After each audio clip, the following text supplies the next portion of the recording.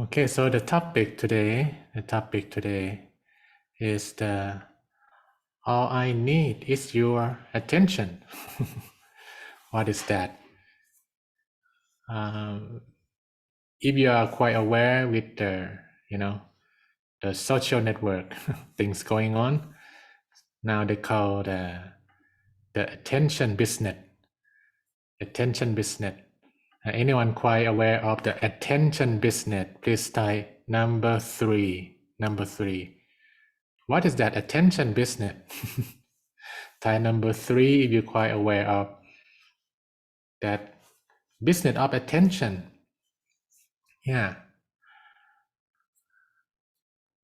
It's a term they use in Silicon Valley right now. Attention business. Any platform, any media come up on your screen. They try the best to keep you stay longer. The longer they can get your attention, the more money they will do. So they call like the attention business. Attention business. Your attention is very expensive, kind of. So that's for business. That's for business. And today I'm not talking about that. I'm not talking about why attention is so much things going on the business side, but on the happiness side.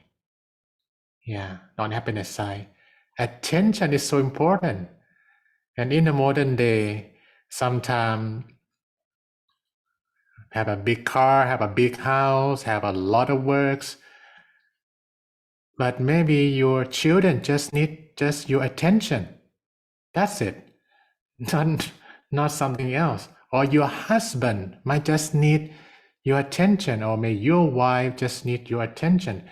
Can you listen to me? Can you really listen to me? Yeah.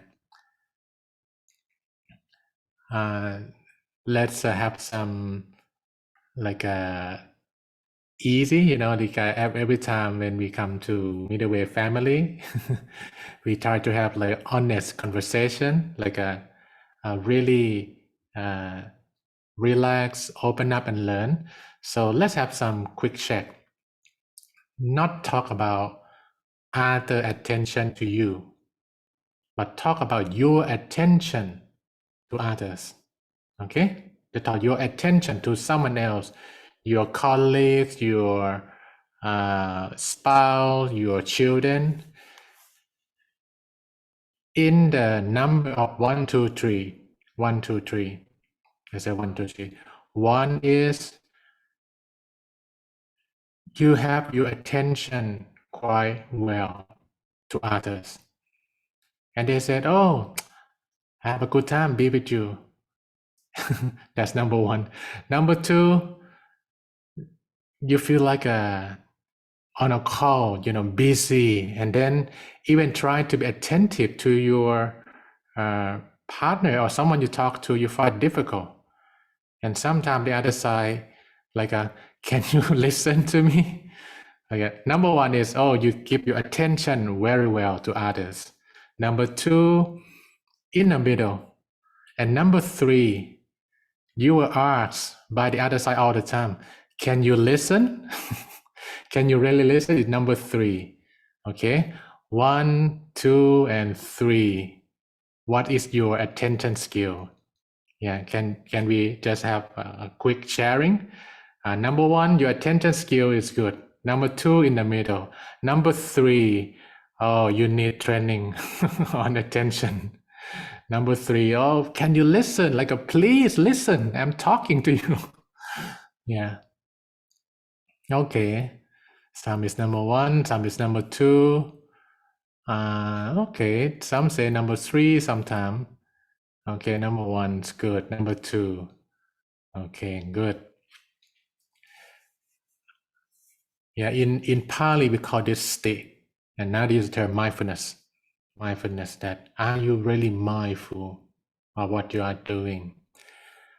And today we're going to dive deeper, and I hope we have some minute that we can ask and talk about this topic that's very important. But I really like this quote from our Zen Master, Thich Nhat Hanh. He shared, the most precious gift we can offer anyone is our attention. When mindfulness embraces those we love, they will bloom like flowers. Wow, it's sweet, right? And very true, that when we can really offer our presence fully to someone, they feel good.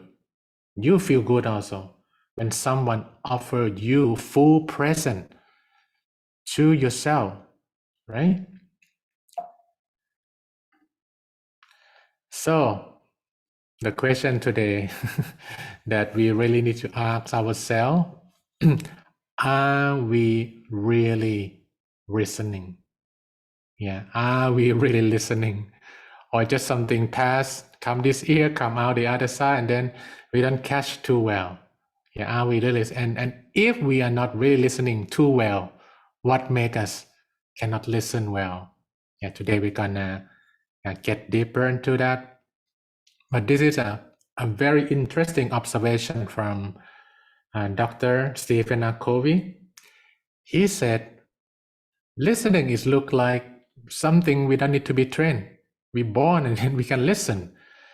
But he said, no, this is the most trained skill we need. Yeah, we do writing, we do reading, but listening, who train us to listen well? Not too many people, right? And he said we need this a lot. And we need this in business, we need this in relationship a lot. So he said there are 5 levels. Number 1, ignoring. This is not good. When you talk to someone and you see on their face, they're not interested at all. And wow, why you ignore me, right? And you don't want to do anything too much with that person. Ignoring, that's number 1. Number 2, pretend listening. Better. But if the other side, they're quite refined, they know you're not really, it shows up in your eyes. It shows up in some expression. And then number 3, better, selective listening. You listen, but you have a lot of judgment on others. When you listen and your brain responds right away, I like it, I don't like it.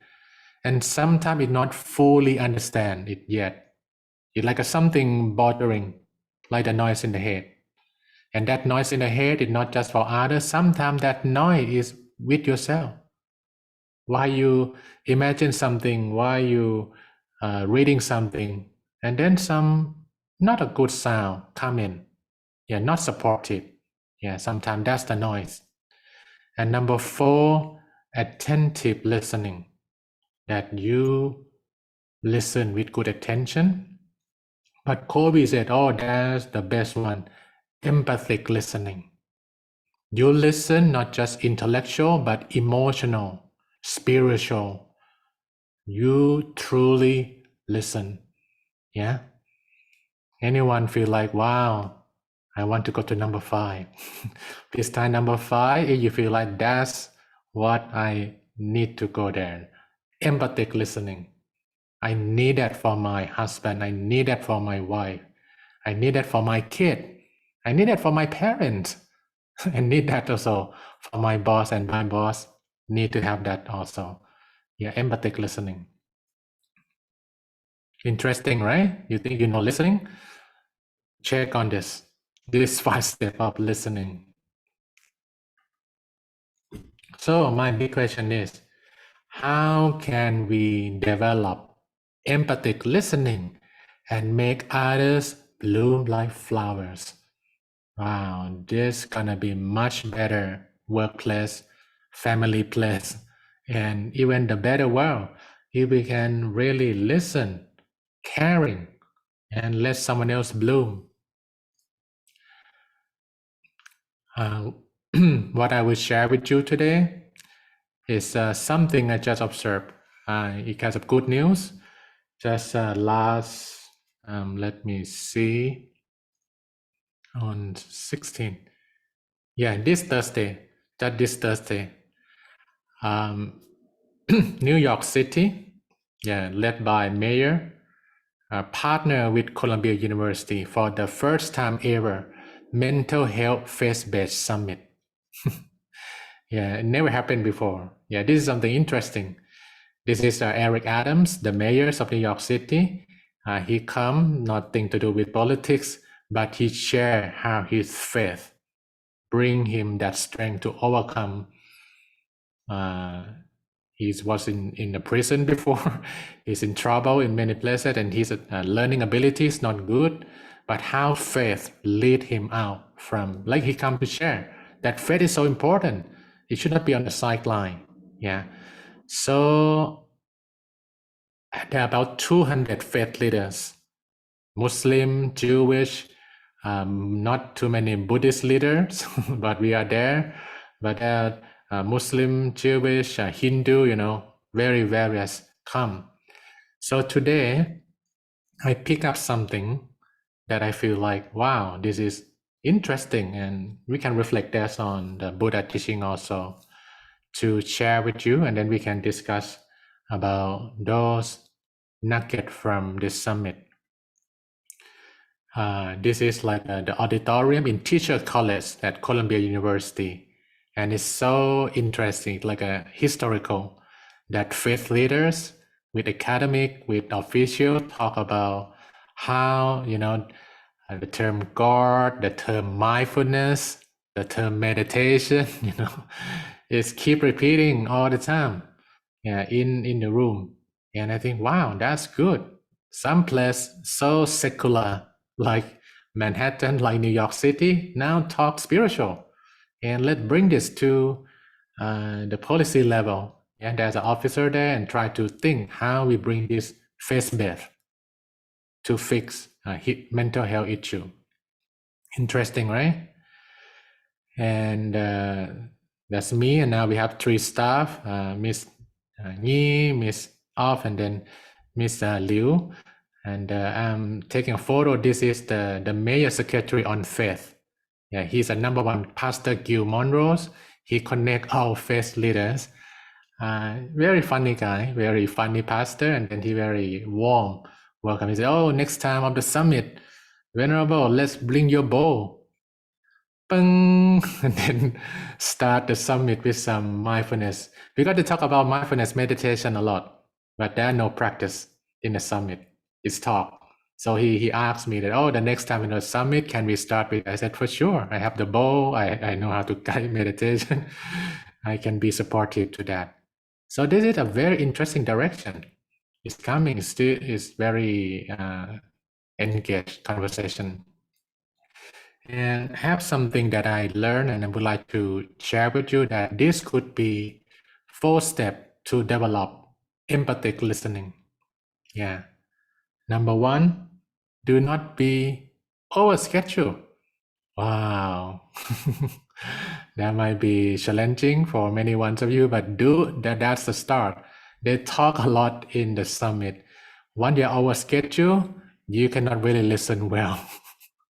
Because there's so much going on and you feel that pressure over that schedule. Not good space to listen. Number 2, create work and rest rhythm. We're going to go one by one. Number 3, be a healer to yourself. And number 4, be a healer to others. Number 1, do not be overscheduled. We in the time that, things moving fast, business is very competitive. But fundamentally, we are human. We are not robot. We can do what we can actually do, right? And sometimes just too many is crumble everything. Your health, your relationship, your perception about your country and the world. It's just too many. So don't be overscheduled. And think about quality and quantity. What will be a quality with good quantity also? like how you will be just midway in your schedule. Not too much, not too less, just good, just good. So that's number one. To be able to have empathic listening, you need to take care of yourself well first. Yeah, without that self-caring, it's hard you can care for others. And number two, create work and rest rhythm. Yeah, one pastor shared this, and not work super hard and you feel like you want to run away and then you rest. It's like a dramatic life, ups and down, and it's not sustainable. And in your core, you don't like it too much. That when it's at the edge and you feel like you need to rest. Why is a bit dangerous, right? If you get in that zone and it's burning in your brain, it's not good. So don't be overscheduled. This thing is kind of progressive. Without number one, number two is super difficult to do. Yeah, you need this number one first. And if you are over at schedule, quality or quantity. And this is middle way, schedule for me or not. Or now I become like a robot. checkbox, no emotion. No. We are human, we're not robots. So balance. Number one, good. Number two, you will see how this is my working time, this is my resting time, and have a good rhythm. Yeah, not go to the extreme and then you realize, wow, I cannot do, and then you need healing. So try to be self-healing systematically. And then it got good rhythm. Yeah, this is a moment to work, this is a moment to rest, and it kind of balance. To say it's easy, but to do it, you need to be really sit down and then take a look. If you meditate every day, that's a very good base where to start. At number two. Number three, be a healer to yourself. And that's so important. I met many people who are kind to others, but they torture themselves. They carry too much. And try to meet everyone's expectation. They don't meet their own expectation. They don't enjoy the good life. In that room, about 200 faith leaders, most of them are the abbot, are the head of the mosque. So in the room, they are who heal the healer? Who heal the healer? Anyone kind of, oh yes, we need some rest too. Even we are the healer, but we need to heal ourselves and make a good balance. To help others, let yourself be helped. Yeah, be a healer to yourself. And then number four, be a healer to others. Be a healer to others. Be wise and be kind. Yeah. Kindness without wisdom is not sustainable because you don't see it completely clear what's going on. Yeah, just, I want to be kind. But are you kind to yourself? Are you happy with what you are doing?